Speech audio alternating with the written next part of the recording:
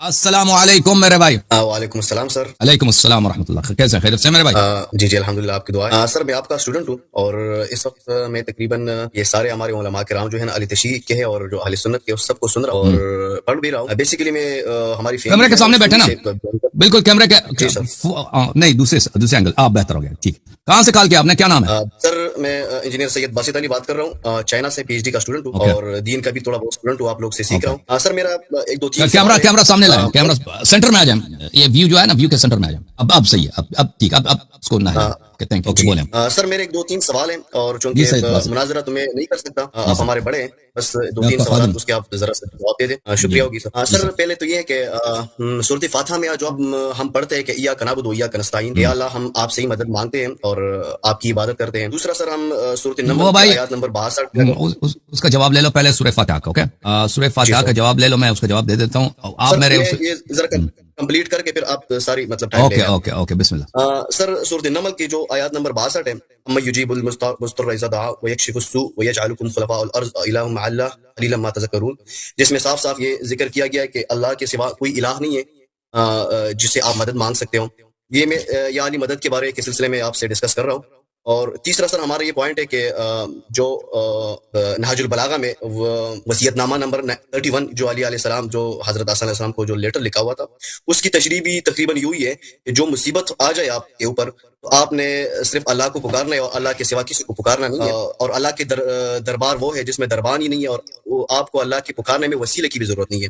سر یہ تین پوائنٹس کے بنا پہ اگر ہم یہ لے لیں کہ یاری مدد کہنا، تو بالکل اس گرتی پوائنٹس ہم لے لیں، یہ بالکل ہی زیادتی ہوگی اس تین پوائنٹس کے روح سے. اس کو سر اب ذرا ڈسکس کر لیں. دوسری سر پوائنٹ میری ایک اہم پوائنٹ ہی ہے جو شاید آپ کے ساتھ کسی نے ذکر کی بھی نہ ہو، وہ یہ ہے سر کہ ایک ہمارے پاس قرآن مجید کے علاوہ جو بکس ہیں اہل تشیع کے بکس ہیں اور ایک اہل سنت کے بکس ہیں.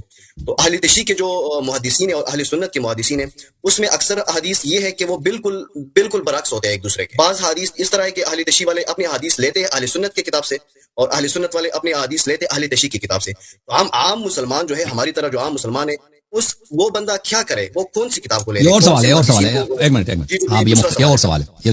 پہلی بات یہ ہے کہ کوئی شیعہ جو ہے، کوئی شیعہ محدث جماعت مرکب سے احادیث نہیں لیتا. آپ نے جو یہ بات کی ہے نا، یہ مجھے نہیں معلوم آپ کو کہاں نظر آئی ہے کہ شیعہ جو مخالفین کا احادیث لیتے ہیں وہ کوئی جاہل شیعہ ہوگا یا کوئی مشرک، یا اب جدید دور کے شیعہ کرتے ہیں. جدید دور کے جو شیعہ علماء ان کو تمیز نہیں ہے، وہ سنن ابن ماجہ فلان سے وہ ان کے بڑے مراجع ہوتے ہیں، ان کی کتابوں کو آپ دیکھ لیں. مثلا آیت اللہ منتظری صاحب کی کتاب ولایت فقیہ، اس میں بہت سارے احادیث وہ لے کے آتا ہے، سنن نسائی وغیرہ سے. تو یہ بعض لوگ یہ کرتے ہیں، لیکن یہ شیعہ علماء اور محققین کا یہ روش نہیں ہے. شیعہ صرف اہل بیت علیہ السلام کے احادیث لیتے ہیں اور شیعہ کتب سے لیتے ہیں، مخالفین کی کتب سے صرف سوائے احتجاج کے طور پر، استدلال کے لیے، وہ بھی مناظرے کے لیے، مخالفین کے سامنے حجت لانے کے لیے لیتے ہیں اور طرح سے نہیں لیتے. آپ نے جو سوال کیا ہے ایاک نعبد و ایاک نستعین کے متعلق، اگر آپ میرے چینل پہ جائیں، وہاں پہ ٹائپ کریں نستعین، لفظ نستعین ٹائپ کریں تو میرے چینل پہ وہاں پہ آپ کو مل جائے گا. بہت سارے کلپس آئیں گے ایاک نعبد و ایاک نستعین. وہاں پہ میرا ایک پروگرام ہے 3 گھنٹے 19 منٹ. اس کے بعد ایک اور پروگرام ہے 56 منٹ کا. تو اس پہ آپ ان دو میں اس آیت کی جو تفسیر ہے ایاک نعبد و ایاک نستعین، اس کے متعلق میں نے بات کیا کہ ہم صرف اللہ سے مدد لیتے ہیں. یہ کوئی لفظ صرف اس میں نہیں ہے، لفظ صرف اس میں لفظ نہیں ہے، اور اس میں جو حیت ہے وہ بھی اس طرح نہیں ہے کہ حتماً وہ حصر پہ دلالت کرتا ہے کہ ہم صرف اللہ سے مدد لیتے ہیں. اگر صرف اللہ سے مدد لینا ہوتا تو غیر اللہ سے مدد لینا حرام ہوتا، کم از کم حرام ہوتا، کم از کم مکروہ ہوتا، اور اس کا قائل کوئی نہیں ہے. اس مسلمانوں کا عقیدہ نہیں ہے کہ غیر اللہ سے آپ مدد نہیں لے کسی بھی فرقے میں، کیونکہ یہ مردہ زندہ کی تو بات نہیں ہے. غیر اللہ سے مدد نہیں لے رہے، غیر اللہ سے مدد لینا کیا ہو گیا؟ کم از کم مکروہ تو ہو جائے گا نا، یا حرام ہو جائے گا، یا جیسے آپ لوگ کہتے ہیں شرک ہو جائے گا. شرک تو دور کی بات ہے، کم از کم مکروہ تو اس کا ثابت ہو جائے گا جس کا قائل کوئی نہیں ہے. 1400 سال ہے عالم اسلام کی تاریخ ہے، کوئی کسی مفتی نے فتویٰ نہیں دیا کہ غیر اللہ سے مدد لوگے تو، کیونکہ قرآن میں لکھا ہے ایاک نعبد و ایاک نستعین. قرآن نے تو کہہ دیا کہ ہم صرف اور صرف اللہ سے مدد لیتے. پھر ابھی آپ جو ہے اپنے وہاں پہ چائنا میں آپ کسی چائنیز آدمی سے وہاں سے مدد لے لو، یا حرام ہے یا مکروہ ہے یا تو شرک ہے. وہاں پہ مردہ زندہ تو کچھ بھی نہیں ہے. جیسے ایاک نعبد ہے، صرف اللہ کی عبادت کرتے ہیں. مردہ زندہ اس میں فرق ہی نہیں ہے، سامنے ہے یا نہیں یہ فرق ہی نہیں ہے. آپ سامنے والے کی عبادت کریں یا وہ سامنے نہیں ہے کسی دیوار کے پیچھے اس کی عبادت کریں. اگر غیر اللہ ہے تو آپ مشرک ہیں، زندہ ہے مردہ اس سے فرق نہیں پڑتا. تو یہ یہاں پر ایاک نعبد و ایاک نستعین، یہ ایک بہت ہی اس آپ میری تقریر کو وہاں پہ سن لیں، وہاں پہ آپ کو بہت سارا مواد مل جائے گا کہ کیوں اس کی جو غلط تفسیر ہوتی ہے اور ایک بہت ہی عوام فریبانہ انداز پیش کیا جاتا ہے کہ غیر اللہ سے مدد لینا، غیر اللہ سے مدد لینا یہ حرام ہے، یہ شرک ہے، یہ کیا ہے. تو پھر کیوں آپ مدد لیتے ہو؟ پھر آپ کیوں مدد لیتے ہو؟ اگر یہ شرک ہے تو ہر جگہ شرک ہے، شرک ہر جگہ شرک ہے. آپ غیر اللہ کو اللہ بنائیں، چاہے وہ زندہ ہے چاہے مردہ ہے، فرق ہی نہیں پڑتا. ابھی آپ میرے سامنے بیٹھے، میں آپ کے سامنے بیٹھا ہوں، اگر آپ مجھے کہہ دیں کہ آپ اللہ ہیں، آپ مشرک بن جائیں گے. ٹھیک ہے نا. اگر میں سامنے نہیں ہوں، میں یہاں سے غائب ہو جاتا ہوں، کہہ دے کہ اللہ یاری اللہ ہے، وہ مشرک ہو جائے گا. اسی طرح اگر میں سامنے ہوں یا نہ ہوں سے فرق نہیں پڑتا، آپ مجھ سے مدد طلب کریں، اگر غیر اللہ سے مدد طلب کرنا شرک ہے تو آپ مشرک بن جائیں گے۔ یا نعبد و ایاک نستعین کا جو تعلق ہے۔ اب آتے ہیں دوسری آیت کی طرف، امن یجیب المضطر اذا دعاہ ویکشف السوء۔ یہ پوری آیت تو پڑھے نا، یہ پوری آیت کیا ہے؟ اعوذ باللہ من الشیطان الرجیم، امن یجیب المضطر اذا دعاہ ویکشف السوء ویجعلکم خلفاء الارض الہ مع اللہ قلیلا ما تذکرون۔ اللہ کے آیا کوئی اور ہے؟ آپ چلے گئے ہیں، آپ ہیں اللہ کے علاوہ کوئی اور ہے جو مضطر کی، جو شخص ایمرجنسی میں ہے، جو شخص بالکل لاچار ہے، لاچار کی اجابت کرے جب وہ لاچار اللہ کو پکارتا ہے، ویکشف السوء، اور اس کی لاچاری کو دور کرے، اور ویجعلکم خلفاء الارض، اور آپ کو خلیفہ ارض بنا دے، پوری زمین کا بادشاہ بنا دے۔ الہ مع اللہ، آیا اللہ کے علاوہ کوئی اور بھی الہ ہے، کوئی اور خدا ہے؟ قلیلا ما تذکرون، قلیل آپ ذکر کرتے ہیں۔ یہ جو آیہ مبارکہ ہے، اگر اس کو آپ جیسے جماعت عمریہ کے جو وہابی ہیں، سب مسلمان تو اس کی تفسیر اس طرح نہیں کرتے، جو وہابی حضرات ہیں وہی تفسیر کرتے ہیں کہ اللہ کے علاوہ کوئی اور مدد کو جواب دینے والا نہیں ہے۔ یہ تو آپ کو پتہ ہی ہے، اللہ کے علاوہ اور بھی ہے مدد کو جواب دینے والے، ہے کہ نہیں بھائی؟ جھوٹ ہے کہ نہیں بھائی؟ یہ تو واضح طور پہ جھوٹ ہے۔ ابھی آپ کے گھر کو آگ لگے، آپ کس کو کال کرتے ہیں؟ آپ کال کریں گے فائر بریگیڈ کو۔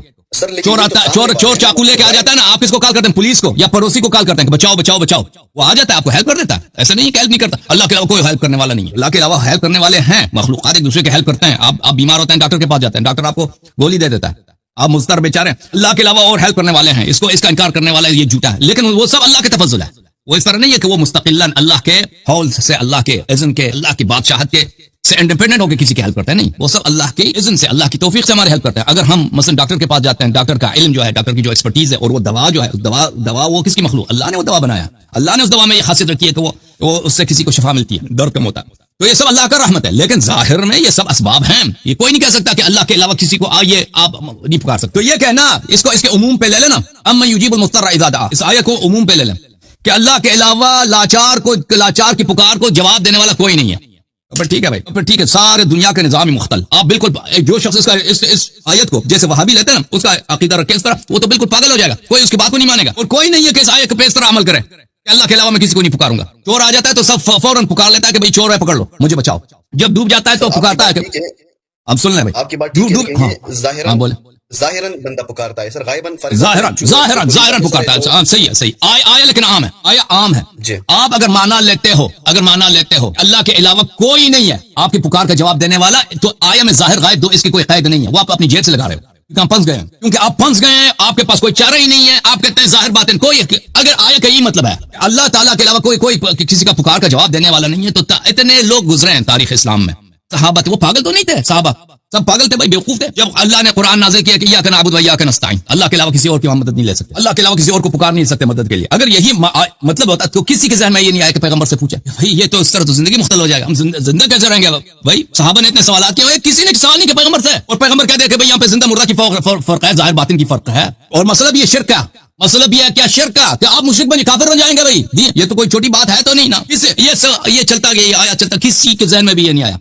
8ویں صدی میں 750 سال کے بعد 8ویں صدی میں ابن تیمیہ کو پتہ چل گیا کہ یہ شرک ہے، اور پاکستان میں اس کے جو جاہل ٹائپ کے جو مقلدین ہیں ابن تیمیہ کے، وہ ان آیات کو لیتے ہیں کہ بھائی یہ کفر۔ لیکن میرے بھائی اللہ کے علاوہ اور بھی مدد کرنے والے ہیں، لیکن وہ اللہ نے ان کو اسباب بنا، اللہ تعالیٰ نے دیکھو گولی میں ایک گولی ہے، اتنا گولی ہے، ٹھیک ہے نا، چھوٹی سی گولی ہے، اس میں ایسے شفا رکھی ہے کہ اگر پیغمبر بھی بیمار ہو جائے نا، کوئی نبی بھی بیمار ہو جائے، کوئی ولی بھی بیمار، اس کو دے دیں، اس سے اس کو شفا ملتی ہے، اس کو اس کی درد ٹھیک ہو جاتی ہے، دوا میں اثر رکھا ہے۔ اللہ تعالیٰ کے علاوہ بھی ہیں، لیکن وہ سب کے سب اللہ نے بنائے، وہ اللہ کی درگاہ سے، اللہ کی توفیق سے، اللہ کی فضل و رحمت سے، وہ دوسرے جو بھی مدد کرتے ہیں نا، وہ اس طرح نہیں ہے کہ وہ جو ہے اللہ سے انڈیپینڈنٹ ہو کے، اللہ کے علاوہ، اللہ سے مستقل، ادھر اللہ ہے، ادھر یہ شخص ہے، ادھر یہ شخص ہے، تو یہ جو ہے ہم یا اللہ سے مانگے یا اس سے مانگے، یہ انڈیپینڈنٹ ہے نہیں۔ ہم جب فائر بریگیڈ کو بلاتے ہیں، ہم جب کسی پولیس کو بلاتے ہیں، یا ہم جب ہم ڈوب جاتے ہیں دریا میں، ہم سامنے والے کو پکارتے ہیں کہ بھئی آؤ کوئی رسی پھینک دو، ہمیں نکال دو یہاں سے، تو یہ سب کے سب یہ جو اسباب ہیں اللہ کے مخلوق ہیں، اللہ نے اپنے فضل و رحمت سے یہ اسباب مہیا کیے ہیں۔ جب ہم کسی مشکل میں پڑتے ہیں تو ان اسباب سے ہم فائدہ اٹھاتے ہیں۔ عرض یہ ہے کہ اس آیت کا عموم اس طرح نہیں ہے کہ جو آپ سمجھتے ہیں کہ اللہ کے علاوہ کسی کو آپ پکارنا یہ حرام ہے، یہ پکارنا ہی ہے، اس کا جائز نہیں ہے۔ اگر اس طرح ہوتا نا، حتمن یہ اس طرح نہیں ہوتا۔ یہ اتنے لوگ قرآن پڑھتے ہیں صدیوں تک، یہ بیوقوف ہیں، ان کو پتہ ہی نہیں چلا کہ یہ شرک ہے، اور یہ چلتا گیا ابن تیمیہ تک، ابن تیمیہ کو پتہ چل گیا کہ یہ شرک ہے۔ حتمن اس سے پہلے بھی لوگ ہوتے ہیں نا، صحابہ، رسول اللہ صلی اللہ علیہ وسلم خود بتاتے ہیں بھئی آپ جو ہے ظاہری اسباب ہیں ان سے مدد لے سکتے ہیں، جو غیبی اسباب ہیں ان سے مدد نہیں لے سکتے، وہ کہہ دیتے ہیں، اس طرح نہیں۔ لیکن یہ آیت جو ہے اس کا شان نزول دیکھیں، یہ آیت کا شان نزول جو ہے آپ کی خدمت میں عرض کروں، اس کا یہ خطاب خاص ہے اہل بیت طاہرین علیہم الصلوۃ والسلام کے لیے، یہ خطاب نہیں ہے سب مسلمانوں کے لیے، کیونکہ یہ ہے کہ لاچار کی لاچاری کو رفع کرتا ہے، اس کو پوری زمین کا بادشاہ بنا لیتا ہے. یہ کون ہے؟ یہ تو یہ عام مسلمان تو نہیں ہے، ہم اور آپ تو نہیں ہیں. اور آپ جب دیکھیں ہم زندگی میں مشکلات آتے ہیں نا، ہم بہت دفعہ ہوتا ہے انسان غریب بن جاتا ہے، پیسے نہیں ہوتے، یا کوئی اور مشکل میں پھنس جاتا ہے، دعا کرتا ہے، پھر وہ مشکلات رفع ہو جاتا ہے. ٹھیک ہے نا؟ جب مشکلات رفع ہوتی ہیں تو اس کا مطلب یہ تو نہیں ہے کہ ہم زمین کے بادشاہ بن گئے. تو یہ کہہ رہا ہے کہ آپ کو خلفاء الارض بنائے گا. تو ملاحظہ فرمائیے اس کا جو اصل جو خطاب ہے یہ اہل بیت طاہرین علیہم الصلوۃ والسلام سے ہے. یہ کتاب ہے کتاب سلیم بن قیس ہلالی رحمہ اللہ، جزء ثانی، کتاب مقدسہ. یہاں پر حدیث 25واں حدیث میں، یہاں پر صفحہ نمبر 775 میں امیر المؤمنین علیہ الصلوۃ والسلام کا فرمان ہے، قال اللہ عز وجل اما يجيب المضطر اذا دعاه ويكشف السوء ويجعلكم خلفاء الارض هذا لنا خاص اہل البیت. یہ آیا خاص اہل بیت علیہ السلام سے خطاب ہے. کون ہے وہ رب؟ کیا اللہ کے علاوہ کوئی اور بھی ہے جو مضطر کی پکار کو سنتا ہے جب مضطر اس کو پکارتا ہے اور اس کی لاچاری کو رفع کرتا ہے، اس کو خلفاء الارض بنا لیتا ہے؟ اللہ تعالیٰ کی جانب سے ایک وعدہ ہے کہ اہل بیت طاہرین علیہم الصلوۃ والسلام لاچار، پوری امت نے ان کی مخالفت کی ہے، پوری امت نے اجماع کیا ہے ان کے حق کو غصب کرنے پر، ان کے ظالمین، ان کے دشمنوں کی سپورٹ میں. اللہ تعالیٰ نے وعدہ دیا ان کو کہ ان کی اس لاچاری کو رفع کرے گا، ان کی اس کمزوری کو ختم کر دے گا اور ان کو پوری زمین کے بادشاہ عطا فرمائے گا. یہ اس کا خطاب سب مسلمانوں کے لیے نہیں ہے. میں آپ کی خدمت میں عرض کروں کہ قرآن کتاب اتقان میں، الاتقان فی علوم القرآن میں، وہاں پہ پورا باب ہے کہ قرآن مجید میں ایسے آیات بہت ہیں کہ ان کا خطاب عام ہے لیکن اس کے مقصود اس کے خاص افراد ہوتے ہیں. یہ الاتقان فی علوم القرآن جزء نمبر 1، چھاپ دار الفکر، کتاب چھپی ہے سنہ 2008 میں. یہاں پہ ملاحظہ فرمائیے وجوہ مخاطبات ہی قرآن مجید میں جو خطابات ہیں اس کی اقسام ہیں. خطاب الثالث، اس میں خطاب نمبر 3 جو ہے خطابوں کے تیسرے قسم میں یہ ہے خطاب العام والمراد به الخصوص. خطاب عام ہوتا ہے لیکن ظاہر میں وہ عام سب مخاطب ہیں. اما يجيب المضطر اذا دعاه ويكشف السوء، لیکن اس سے مراد سب لوگ نہیں ہیں، اس سے مخصوص افراد ہیں. اما يجيب المضطر اذا دعاه ويكشف السوء ويجعلكم خلفاء الارض، اس آیت سے وہی مخاطب ہیں جو ایک دن پوری زمین کے بادشاہ بنیں گے اور ان کی خلافت بھی اللہ کی جانب سے ہوگی، اللہ ان کو خلیفہ بنائے گا. اور یہ صرف اہل بیت طاہرین علیہم الصلوۃ والسلام. ٹھیک ہے نا؟ تو اس لیے میرے بھائی تب واپس آتے ہیں اس بات کی طرف کہ غیر اللہ سے مدد لینا. دیکھیں انسانی معاشرہ اسی بات پہ قائم ہے کہ ہم اسباب کا استفادہ کریں. اسباب ہیں، مدد لیتے ہیں، ہم ایک دوسرے سے مدد لیتے ہیں. ٹھیک ہے نا؟ مدد لیتے ہیں. آپ نے مجھ سے ابھی سوال کیا ہے، یہ ایک مدد لینے کا ایک قسم ہے. آپ نے مجھ سے ابھی میں آپ کو سمجھا رہا ہوں، یہ مسئلہ جواب دے رہا ہوں، یہ مدد لینا. آپ سے مدد لیتا ہوں، لوگ ایک دوسرے سے مدد لیتے ہیں. تو یہ کسی بھی جگہ پہ نہیں ہے کہ یہ مکروہ ہے یا حرام ہے. اسباب کے مختلف درجات ہیں. بعض اسباب جو ہیں وہ ظاہری ہیں، بعض اسباب غیبی ہیں، بعض اسباب غیبی ہیں. یہ کسی حدیث کسی روایت میں نہیں ہے. اگر کوئی سبب غیبی ہے تو آپ اس سے مدد نہیں لے سکتے. اگر آپ نے مدد لے لیا تو آپ کافر بن جائیں گے، آپ مشرک بن جائیں گے. رسول اللہ صلی اللہ علیہ وآلہ وسلم جب زندہ تھے، حیات ظاہری میں بھی زندہ ہیں، زندہ تھے.